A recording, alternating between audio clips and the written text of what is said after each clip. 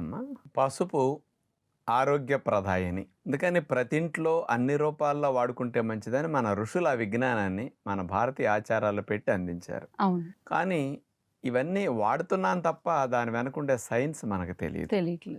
కానీ ఇవన్నీ సైంటిస్టులు నిరూపించిన తర్వాత పసుపు ఎంత గొప్పదో ఇప్పుడు అర్థమవుతూ ఉంది. అలాంటి పసుపులో ఉండే పోషకాల విషయానికి వస్తే ఏదో మనం ఆహారంగా తినేది కాదు, ఇది ఔషధంగా వాడుకునేది. పసుపులో కర్క్యుమినాయిడ్స్ అనే కెమికల్ కాంపౌండ్స్ ఒక 5% ఉంటాయి అన్నమాట. అంటే ఈ మెడిసినల్ ప్రాపర్టీస్ 5% అంటే ఎంత ఎక్కువ ఉన్నట్టు. ఏదైనా కాస్త మిల్లీగ్రాములు మైక్రోగ్రాములు ఉంటాయి. ఇందులో 100 గ్రాముల పసుపులో 5 గ్రాములు ఈ కర్క్యుమినాయిడ్స్ అనేవి ఉన్నాయంటే చాలా ఎక్కువ అనమాట. కాబట్టి అవన్నీ అనేక రకాలుగా ఔషధ గుణాలను కలిగిస్తుంటాయి.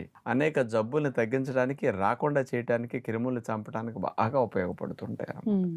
అందుకే నిఫిక్గా ఈ మధ్య పసుపు మీద పరిశోధనలు జరిగి ఏమేమి ఫలితాలు ఇస్తాయని చెప్తున్నారంటే, యాంటీ క్యాన్సర్ పసుపు అనేది సైంటిఫిక్గా రుజువైంది. క్యాన్సర్ కణాలని చంపేయటానికి, మంచి కణాల్లో ఉండే DNA డ్యామేజ్ అవ్వకుండా రక్షించడానికి, క్యాన్సర్ కణంగా మారకుండా రక్షించడానికి పసుపు బాగా ఇది ఉపయోగపడుతుంది అనేది. అట్లాగే ముఖ్యంగా రక్తనాళాల గోడల్లో ఇన్ఫ్లమేషన్ రాకుండా రక్షించి, చెడ్డ కొవ్వులు రక్తనాళాల గోడల్లో పేరుకోకుండా కాపాడటానికి పసుపు బాగా ఉపయోగపడుతుందట. ఇందులో ఉండే యాంటీ ఇన్ఫ్లమేటరీ ప్రాపర్టీస్ బ్లడ్ వెజల్స్లో ఇన్ఫ్లమేషన్ తగ్గిస్తూ పేరుకోకుండా కాపలాగా వస్తుంది అనమాట. లావున్న వారికి పసుపు చాలా మేలు చేస్తుందని చెప్పచ్చు. ఎందుకంటే శరీరంలో కొవ్వు కణాల్లో కొవ్వు ఎక్కువ కాలం నిలవన్న కొద్దీ ఆ కొవ్వు కణాల్లో ఇన్ఫ్లమేషన్ విడుదలవుతుంది. కొవ్వు స్టోర్ అవ్వటం వల్ల చెడిపోయి ఆ ఇన్ఫ్లమేషన్ అనేది మన బాడీలో ఎక్కడికైనా వెళ్ళి రకరకాల సమస్యలు సృష్టిస్తూ ఉంటుంది. అందుకని అలాంటి ఇన్ఫ్లమేషన్ని ఫ్యాట్ సెల్స్ నుంచి రిలీజ్ అయిన దాన్ని కంట్రోల్ చేయడానికి పసుపు బాగా ఉపయోగపడుతుంది మళ్ళీ.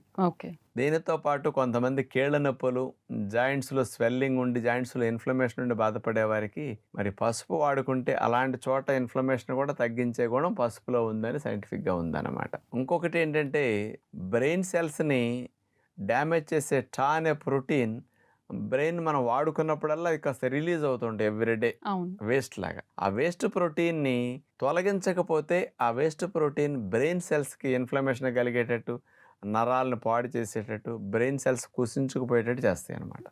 ఆ ఇన్ఫ్లమేషన్ కారణమయ్యే టా అనే ప్రోటీన్ని పసుపు కంట్రోల్ చేస్తుంది. అందుకని ఇది మతి మరుపు రాకుండా ఉండటానికి, మెదడు కుసించుకుపోకుండా ఉండటానికి కూడా పసుపు బాగా ఉపయోగపడుతుంది. స్త్రీలకు ఒక మంచి లాభాన్ని ఇస్తుందని చెప్పచ్చు. ప్రీమెన్స్ట్రువల్ సిండ్రోమ్ ఉంటుంది, పీరియడ్స్ రావడానికి ముందు అసౌకర్యం, నొప్పి ఇట్లాంటివన్నీ. దాన్ని తగ్గించడానికి పసుపు బాగా ఉపయోగపడుతుందట. అంటే ఇన్ని రకాల లాభాలు పసుపు వల్ల మన శరీరానికి లోపలికి బయటికి ఇంటికి కూడా అన్ని. క్యాన్సర్ కణితులను సమర్థంగా తగ్గించే RNAi చికిత్సను CCMB శాస్త్రజ్ఞులు పసుపులోని కర్క్యూమిన్ సాయంతో అభివృద్ధి చేశారు.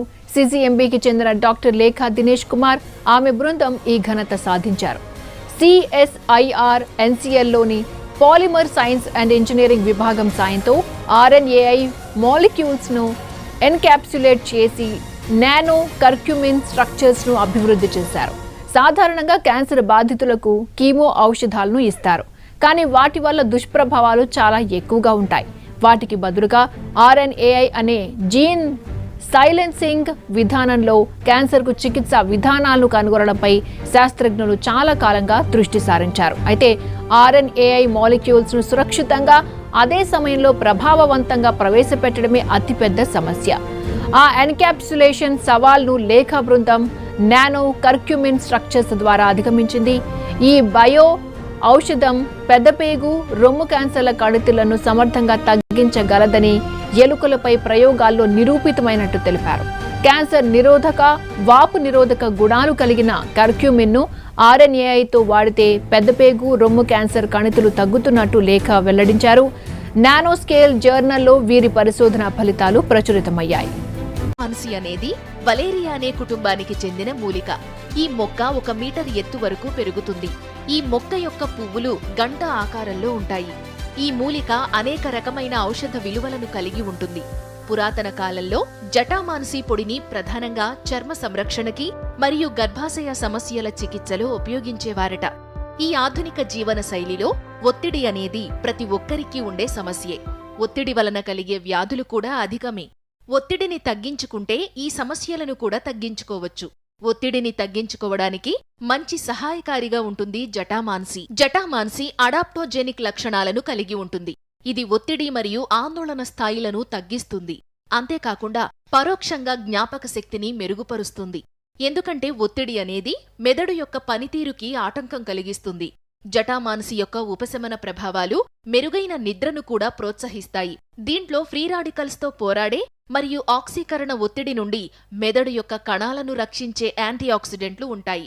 మరియు ఇందులోని యాంటీ ఇన్ఫ్లమేటరీ లక్షణాలు మెదడులో ఇన్ఫ్లమేషన్ను తగ్గించడంలో సహాయపడతాయి.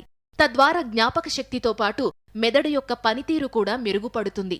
జటామాన్సి మానసిక స్థితిని మెరుగుపరచడానికి అవసరమైన సెరోటోనిన్, డోపమైన్ మరియు నోర్పైన్ఫ్రైన్ వంటి న్యూరో ట్రాన్స్మిటర్లను బ్యాలెన్స్ చేయడంలో సహాయపడుతుంది. ఫలితంగా మానసిక స్థితి మెరుగుపడుతుంది. మనలో చాలామంది నిద్రలేమి సమస్యతో బాధపడుతుంటారు. నిజానికి నిద్రలేమి సమస్యతో ఎన్నో రకాల వ్యాధులు కలుగుతుంటాయి. అటువంటి సమస్యలను దూరంగా ఉంచాలంటే నిద్ర అనేది చాలా కీలకమైనది. మనస్సును శాంతపరచడం మరియు ఆందోళనను తగ్గించడం ద్వారా జటామాన్సి నిద్ర నాణ్యతను మెరుగుపరచడంలో సహాయపడుతుంది. ఫలితంగా నిద్ర సమస్యలు దూరమవుతాయి. పెరుగుతున్న కాలుష్యంతో పాటు దాని ప్రభావం కూడా చర్మ సమస్యలపై అధికంగానే ఉంటుంది. అటువంటి చర్మ సమస్యల చికిత్సకి కూడా జటామాన్సి ఉపయోగపడుతుందని అధ్యయనాలు చెబుతున్నాయి. ముఖ్యంగా శతావరి ప్రకృతి మానవాళిని శతాయుష్మాన్ భవ అంటూ దీవిస్తూ అందించిన అద్భుతమైన ఔషధ మూలిక ఇది. శతావరిని 1799లోనే ఔషధ గుణాలు కలిగిన మొక్కగా గుర్తించారు. 100 రోగాలను నయం చేసేది అని శతావరికి ఆయుర్వేదంలో పేరుంది. ముఖ్యంగా స్త్రీల సమస్యలను తగ్గించే దివ్యౌషధంగా శతావరికి పేరు. స్త్రీలలో హార్మోన్ల సమతుల్యతను కాపాడటంలోనూ, బాలింతల్లో పాలు పుష్కలంగా పడడానికి, మెనోపాజ్ సమస్యలను నివారించడంలో శతావరి బాగా పనిచేస్తుంది. గర్భధారణకు కూడా ఇది తోడ్పడుతుంది. మొత్తంగా స్త్రీల పాలిటి ఆరోగ్య ప్రదాయినిగా శతావరికి పేరు. శతావరిలో దుంపలాగా ఉండే వేర్లు ఔషధంగా పనిచేస్తాయి. శతావరి అల్సర్లు, గ్యాస్ట్రిక్ సమస్యలను నయం చేయడంలో చక్కగా పనిచేస్తుంది. శరీరంలో వేడిని తగ్గించడంలో పేరుగాంచిన శతావరి నరాల బలహీనత, మూత్రపిండాల సమస్యలు, దృష్టి సంబంధ సమస్యలు, లైంగిక సమస్యలు, జీర్ణశక్తిని పెంచి ఆకలిని పుట్టించడానికి, విరేచనాలను నియంత్రించడానికి, కీళ్ల నొప్పులకు, గొంతు ఇన్ఫెక్షన్లను తగ్గించడానికి కూడా చక్కగా పనిచేస్తుంది. శతావరి దుంపల్ని తినటం వల్ల ఆకలి పెరిగి చిన్నారుల్లో పౌష్టికాహార లోపం కూడా తగ్గుతుంది. ఆడవాళ్ళ సమస్యలకనే కాదు ఇతర సమస్యలకు కూడా ఉపయోగపడుతుంది. ఎసిడిటీ సమస్య ఇది మనం చాలా మందిలో చూసేటువంటి సమస్య.